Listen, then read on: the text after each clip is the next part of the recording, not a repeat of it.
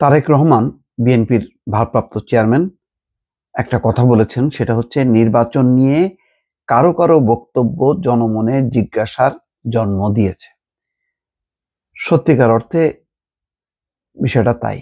দেখেন, বিএনপির বাইরে অন্য রাজনৈতিক দল যে নির্বাচন নিয়ে যে তাদের উচ্ছ্বাস, উদ্দীপনা, প্রস্তুতি সেগুলি কি আছে, বরং নানা রকম শর্ত, যে পিআর পদ্ধতি না হইলে হবে না, জুলাই সনদ না হইলে হবে না, ইসলামী আন্দোলন তো মোটামুটি আরো বেশ উত্তেজিত ভাবে কথাবার্তা বলে, এনসিপিরও একই অবস্থা। তাহলে যে চারটা দলকে ডক্টর মোহাম্মদ ইউনূস গুরুত্ব দেয়, তার মধ্যে একটা দল বিএনপি ছাড়া বাকি তিনটা দলের মধ্যে কিন্তু নির্বাচন নিয়ে নানা রকম বক্তব্য আছে, নানা রকম শর্ত আছে। এমনকি দাবিও করা হচ্ছে যে যদি পিআর সিস্টেম মানা না হয় তাহলে এই নির্বাচন হবে না এবং এটা মানতে হবে।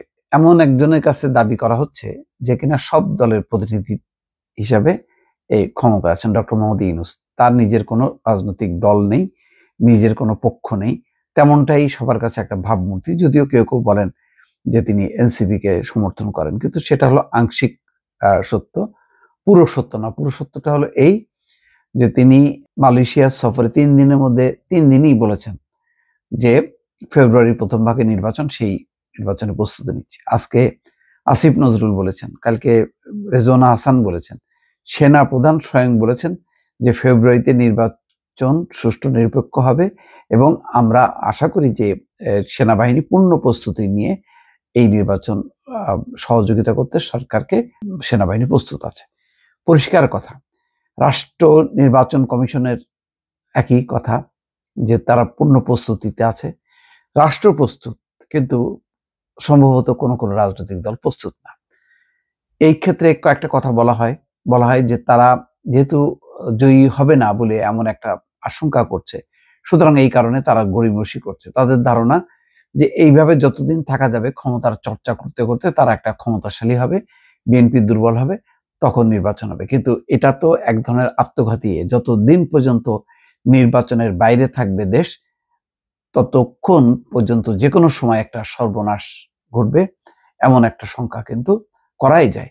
এই ধরনের অনির্বাচিত সরকার, আপনাদের কাছে মনে আছে নিশ্চয়ই যে 15ই আগস্টের পর থেকে 7 পর্যন্ত ধারাবাহিকভাবে 75, 76, 77 এইরকম 2-3 বছর কিন্তু দফায় দফায় অভ্যুত্থান হয়েছে।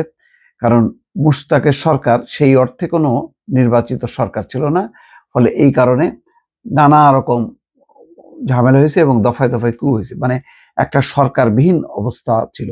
কারণ শেখ মুজিবের অপসারণের পরপর সাথে সাথে যদি নির্বাচনটা দেয়া হতো তাহলে কিন্তু নির্বাচিত সরকার দেশ চালাইতো।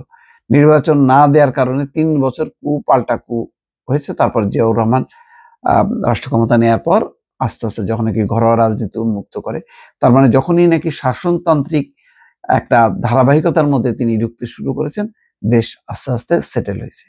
এখনো কিন্তু সেই একটা শঙ্কা আছে, ফ্যাসিবাদী শক্তি দেশের ভেতরে বাইরে বসে আছে, তারা যে কোনো সুযোগে যে কোনো দুর্বলতায় তারা ছোবল মারতে পারে। সুতরাং এটা একটা উদ্বেগ, উৎকণ্ঠা। যারা মনে করে যে নির্বাচন হলে তারা জিতবে, তাদের মধ্যে উদ্বেগ উৎকণ্ঠা থাকবে। সেটাই হয়তো তারেক রহমান বলেছেন যে ফেব্রুয়ারিতে জাতীয় নির্বাচনের ঘোষণার পর কোনো কোনো রাজনৈতিক নেতার বক্তব্য জনমনে নানা জিজ্ঞাসার জন্ম দিয়েছে বলে মন্তব্য করেন বিএনপির ভারপ্রাপ্ত চেয়ারম্যান তারেক রহমান। তিনি বলেন, অন্তর্বর্তী সরকার আগামী ফেব্রুয়ারি মাসে জাতীয় নির্বাচন অনুষ্ঠানের সম্ভাব্য সময় নির্ধারণ করেছে। এই নির্বাচনের মাধ্যমে দেশের জনগণ দীর্ঘ 1.5 দশকের বেশি সময় পর নির্ভয়ে নিরাপদে নিজের ভোট দিয়ে নিজেদের পছন্দের প্রার্থীকে নির্বাচিত করতে পারবে।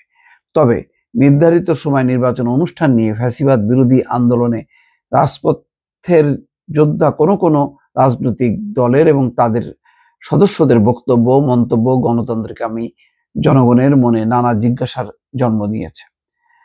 চীন মৈত্রী সম্মেলন কেন্দ্রে এক অনুষ্ঠানে লন্ডন থেকে ভার্চুয়ালি যুক্ত হয়ে তিনি এই কথা বলেছেন, এবং সত্য।